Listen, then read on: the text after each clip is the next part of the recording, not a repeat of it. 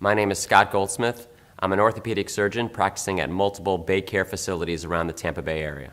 The process of receiving a total joint replacement has drastically changed over the last 10 to 15 years. Our goal as total joint surgeons is to place the implants in an optimal position for that patient.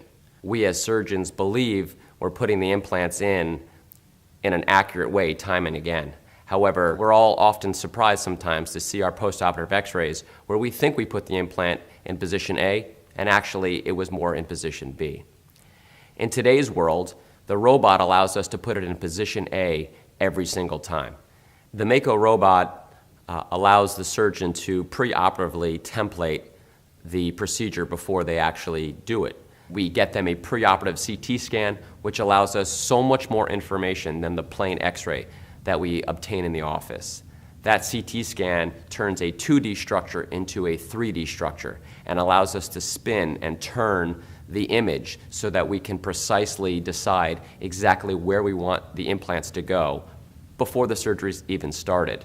And then certainly then at the time of surgery, the robotic assist allows us to follow our plan and make sure that implant goes in a precise position according to that patient's specific anatomy. One of the greatest benefits of the robot to place the implants in a precise position is that this can increase the longevity of the implant itself. We know that the more accurate that the implant is placed, the longer its life within the patient. So if the implants can live longer, then potentially this one joint replacement can last them perhaps even their lifetime.